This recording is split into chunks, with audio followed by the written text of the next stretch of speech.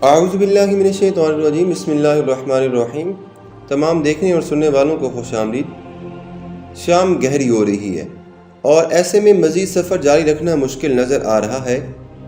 علاقہ بھی بڑا پہاڑی ہے، دن بھر سفر کیا ہے، جسم بھی اب آرام کی ضرورت محسوس کر رہا ہے۔ ایسے میں پیارے نبی کریم صلی اللہ علیہ وآلہ وسلم جو اپنے صحابہ کرام کے ساتھ وادی صفرا کی طرف سفر کر رہے تھے، اپنے صحابہ کو وادی صفرا میں رات گزارنے کا آپ نے حکم دیا۔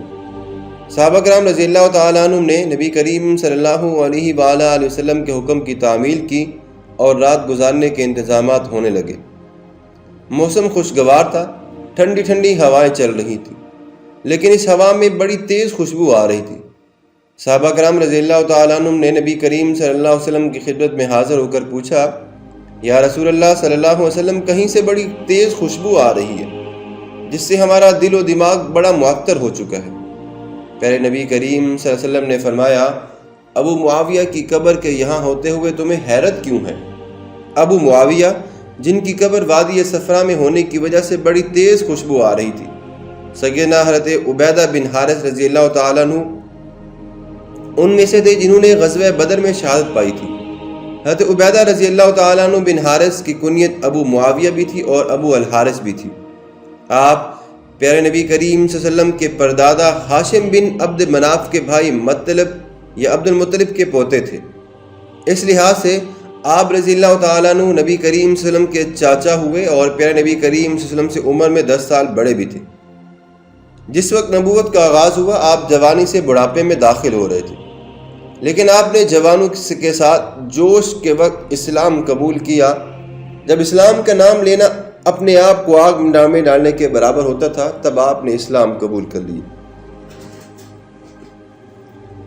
اسلام لانے پر نبی کریم صلی اللہ علیہ وسلم سمیت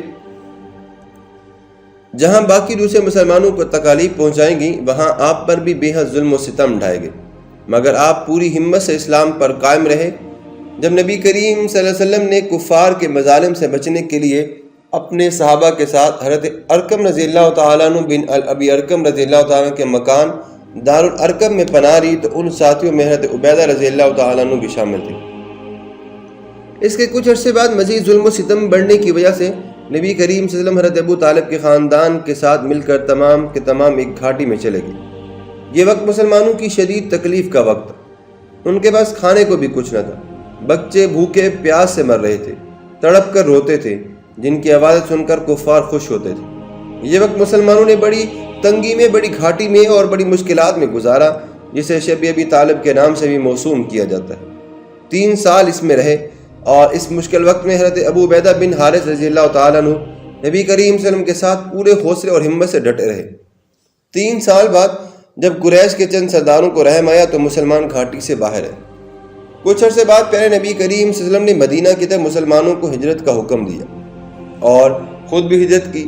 حضرت ابو عبیدہ بن الحارث رضی اللہ تعالیٰ عنہ اپنے بھائیوں طفیل رضی اللہ تعالیٰ عنہ اور بھتیجے مستہ رضی اللہ تعالیٰ عنہ کے ساتھ ہجرت کر کے مدینہ پہنچے۔ ہجرت کے وقت حضرت ابو عبیدہ رضی اللہ تعالیٰ عنہ کی عمر مبارک تقریباً 60 سال تھی، اور حضرت محمد صلی اللہ علیہ وسلم آپ کو بہت قدر کی نگاہ سے دیکھتے تھے، اس لیے شیخ المہاجرین کے لقب سے آپ مشہور ہوئے۔ ہجرت کے بعد بہت سے غزوات اور سرایا میں آپ شریک ہوئے۔ انہی میں سے ایک سریہ تھا جس کی قیادت حضرت عبیدہ رضی اللہ تعالیٰ عنہ نے کی۔ یہ شوال 1 ہجری میں پیش آیا اور سریہ عبیدہ رضی اللہ تعالیٰ عنہ بن حارث کے نام سے مشہور ہوئے۔ آپ کی شہادت غزوہ بدر میں ہوئی، جو کہ 17 رمضان مبارک 2 ہجری میں پیش آیا۔ اس کا واقعہ یہ ہے کہ مسلمانوں کی طرف سے پہلے 3 بہادر اور کفار سے عتبہ، شیبہ اور ولید سامنے آئے۔ مسلمانوں کے 3 بہادروں کو مقابلے کی دعوت دی، جس پر حضرت معاذ اور معوذ اور ان کی والدہ حضرت افرا رضی اللہ تعالی عنہ، یہ بھی ایک نیک صحابیہ تھی، اور حضرت عبداللہ بن رواحہ رضی اللہ تعالی عنہ آگے بڑھے۔ عتبہ نے ان سے ان کا نام اور خاندان پوچھا۔ لوگوں نے اپنا نام بتایا اور بتایا کہ وہ انصار ہیں، جس پر عتبہ نے کہا کہ محمد صلی اللہ علیہ وسلم اپنے خاندان والوں کو بچانا چاہتے ہیں اور تم کو بے وجہ قتل کرنا چاہتے ہیں۔ جاؤ اور محمد مصطفیٰ صلی اللہ علیہ وسلم سے کہو کہ اپنے خاندان کے لوگوں کو ہم سے مقابلے کے لیے بھیجیں، جو کہ ہمارے جوڑ کے ہوں۔ نبی کریم صلی اللہ علیہ وسلم نے اپنے خاندان کے لوگوں میں سے حضرت عبیدہ رضی اللہ تعالیٰ عنہ بن حارث، حضرت حمزہ اور حضرت علی رضی اللہ تعالیٰ عنہ کو کہا۔ حضرت حمزہ، حضرت علی رضی اللہ تعالیٰ عنہ اور حضرت ابو عبیدہ رضی اللہ تعالیٰ عنہ بن حارث گئے اور دین حق کی خاطر ان سے لڑے۔ مقابلہ شروع ہوا۔ حضرت حمزہ رضی اللہ تعالیٰ عنہ اور حضرت علی رضی اللہ تعالیٰ عنہ نے اپنے مد مقابل کو تو جلدی ختم کر دیا، لیکن حضرت ابو عبیدہ بن حارث رضی اللہ تعالیٰ عنہ اور شیبہ دیر تک ایک دوسرے کا مقابلہ کرتے رہے۔ ایسے میں شیبہ نے ایک بار حضرت ابو عبیدہ رضی اللہ تعالیٰ عنہ پر اس طرح سے کیا کہ وہ بری طرح زخمی ہوئے، ان کی ایک ٹانگ شہید ہو گئی۔ اس وقت حضرت علی رضی اللہ تعالیٰ عنہ اور حضرت حمزہ رضی اللہ تعالیٰ عنہ جو کہ اپنے دشمنوں سے فارغ ہو چکے تھے، انہوں نے شیبہ کو قتل کر دیا اور حضرت عبیدہ رضی اللہ تعالیٰ عنہ کو میدان جنگ سے لے۔ حضرت عبیدہ رضی اللہ تعالیٰ عنہ کو اٹھا کر احمد دو عالم وسلم کی خدمت میں لایا گیا تو آپ زخموں سے چور چور تھے۔ آپ صلی اللہ علیہ وسلم نے ان کو تسلی دی اور ان کا سر اپنی گود میں رکھنا چاہا، مگر حضرت ابو عبیدہ رضی اللہ تعالیٰ عنہ نے پیارے نبی کریم صلی اللہ علیہ وسلم کے پیروں پر اپنا گال رکھ دیا اور فرمایا، کیا مجھے شہادت کی موت نصیب نہیں ہوگی؟ حضرت نبی کریم صلی اللہ علیہ وسلم نے فرمایا، بلا شبہ تم شہید ہو اور نیک لوگوں کے پیروکار ہو۔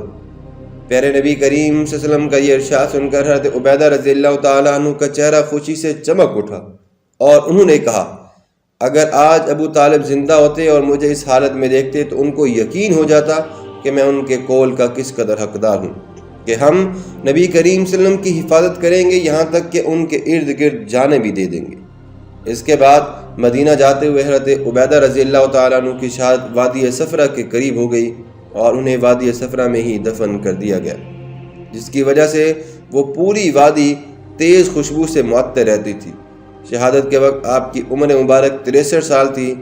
آپ درمیانے قد کے نہایت خوبصورت شخص تھے۔ آپ کے 10 بچے تھے، جن میں 4 لڑکیاں اور 6 لڑکے تھے۔ حضرت ابو عبیدہ بن حارث رضی اللہ تعالیٰ عنہ ان جانثار صحابہ میں سے تھے جو نبی کریم صلی اللہ علیہ وسلم کی ہر وقت حفاظت فرمایا کرتے تھے۔